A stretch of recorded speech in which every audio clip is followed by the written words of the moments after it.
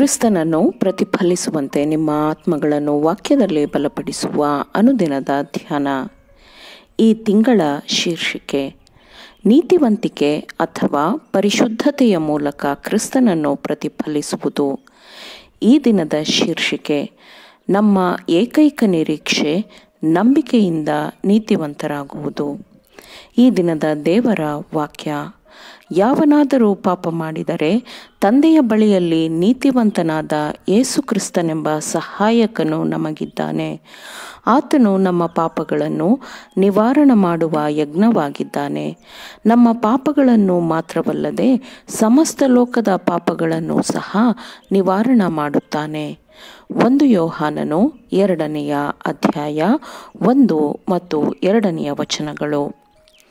ಪಶ್ಚಾತ್ತಾಪ ಪಡುವ ಪಾಪಿಯು ತನ್ನನ್ನು ತಾನು ತಗ್ಗಿಸಿಕೊಂಡವನಾಗಿ ದೇವರ ಮುಂದೆ ಪಶ್ಚಾತ್ತಾಪಪಟ್ಟು ತನ್ನ ಪರವಾಗಿ ಕ್ರಿಸ್ತನು ಮಾಡಿರುವ ಪ್ರಾಯಶ್ಚಿತ್ತ ಯಜ್ಞವನ್ನು ಗ್ರಹಿಸಿಕೊಂಡು ಆ ಪ್ರಾಯಶ್ಚಿತ್ತ ಯಜ್ಞವನ್ನು ಈ ಜೀವನದಲ್ಲಿ ಮತ್ತು ಮುಂಬರುವ ಜೀವನದಲ್ಲಿ ತನ್ನ ಏಕೈಕ ನಿರೀಕ್ಷೆ ಭರವಸೆ ಎಂದು ಸ್ವೀಕರಿಸಿದರೆ ಅವನ ಪಾಪಗಳು ಕ್ಷಮಿಸಲ್ಪಡುತ್ತವೆ.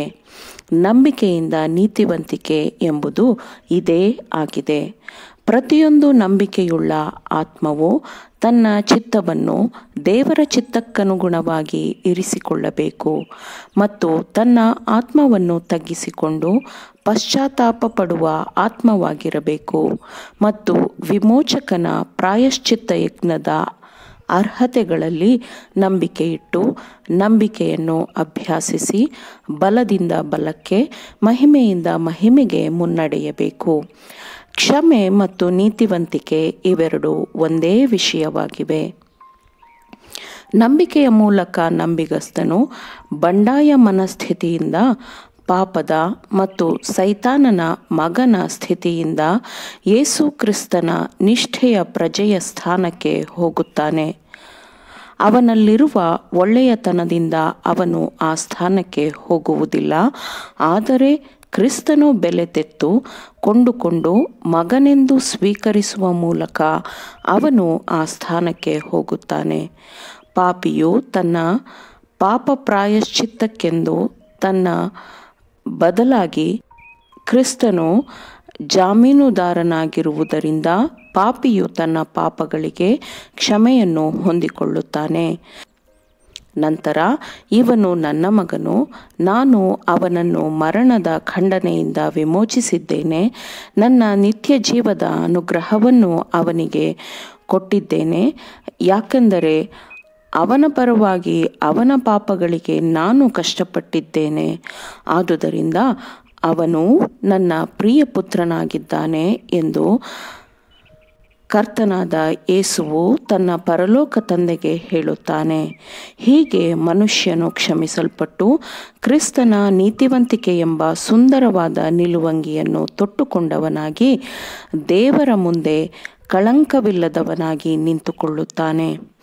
ಪಾಪಿಯು ತಪ್ಪು ಮಾಡಬಹುದು, ಆದರೆ ಅವನು ಕರುಣೆಯಿಲ್ಲದೆ ತಿರಸ್ಕರಿಸಲ್ಪಡುವುದಿಲ್ಲ. ಆದಾಗ್ಯೂ ದೇವರ ಮುಂದೆ ತಗ್ಗಿಸಿಕೊಂಡು ಪಶ್ಚಾತ್ತಾಪ ಪಡುವುದು ಮತ್ತು ಕರ್ತನಾದ ಯೇಸು ಕ್ರಿಸ್ತನ ಮೇಲೆ ನಂಬಿಕೆ ಇಡುವುದು ಮಾತ್ರ ಅವನ ಏಕೈಕ ನಿರೀಕ್ಷೆಯಾಗಿರುತ್ತದೆ. ನಮ್ಮ ಪಾಪ ಅಪರಾಧಗಳನ್ನು ಕ್ಷಮಿಸುವುದು ತಂದೆಯ ಕರ್ತವ್ಯವಾಗಿರುತ್ತದೆ, ಯಾಕೆಂದರೆ ಕ್ರಿಸ್ತನು ನಮ್ಮ ಪಾಪಾಪರಾಧಗಳನ್ನು ತನ್ನ ಮೇಲೆ ತೆಗೆದುಕೊಂಡು ನಮ್ಮನ್ನು ಮತ್ತೆ ಪಡೆದುಕೊಂಡು ತನ್ನ ಸ್ವಂತ ನೀತಿಯನ್ನು ನಮಗೆ ದಯಪಾಲಿಸುತ್ತಾನೆ. ನೀತಿವಂತಿಕೆಯ ಎಲ್ಲ ಅಗತ್ಯತೆಗಳನ್ನು ಕ್ರಿಸ್ತನ ಮರಣದ ತ್ಯಾಗವು ಪೂರೈಸುತ್ತದೆ. ನೀತಿವಂತಿಕೆಯು ಖಂಡನೆಯ ವಿರುದ್ಧವಾದ ವಿಷಯವಾಗಿದೆ.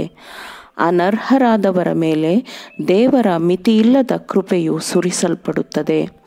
ನಮ್ಮ ಪಾಪಗಳಿಗೆ ಪ್ರಾಯಶ್ಚಿತ್ತ ಯಜ್ಞವಾಗಿದ್ದ ಯೇಸು ಕ್ರಿಸ್ತನ ನಿಮಿತ್ತ ದೇವರು ನಮ್ಮ ಪಾಪಗಳನ್ನು ಅಪರಾಧಗಳನ್ನು ಕ್ಷಮಿಸುತ್ತಾನೆ. ಕ್ರಿಸ್ತನ ಮೇಲಿನ ನಂಬಿಕೆಯ ಮೂಲಕ ತಪ್ಪಿತಸ್ಥ ಅಪರಾಧಿಯು ದೇವರ ಅನುಗ್ರಹದ ಅಡಿಗೆ ತರಲ್ಪಡುತ್ತಾನೆ ಮತ್ತು ನಿತ್ಯ ಜೀವನದ ಶಕ್ತಿಯುತವಾದ ನಿರೀಕ್ಷೆಯಡಿಗೆ ತರಲ್ಪಡುತ್ತಾನೆ. ಪಾಪಿಯು ಯೇಸುವಿನ ಅರ್ಹತೆಗಳ ಮೂಲಕ ನೀತಿವಂತನೆಂದು ಎಣಿಸಲ್ಪಡುತ್ತಾನೆ ಮತ್ತು ಇದು ಮನುಷ್ಯನಿಗಾಗಿ ಪರಿಪೂರ್ಣತೆಯ ವಿಮೋಚನಾ ಮೌಲ್ಯವನ್ನು ಕ್ರಿಸ್ತನು ಪಾವತಿಸಿರುವುದು ಮಾತ್ರವಲ್ಲ, ದೇವರು ಅದನ್ನು ಅಂಗೀಕರಿಸಿರುವುದೂ ಆಗಿದೆ.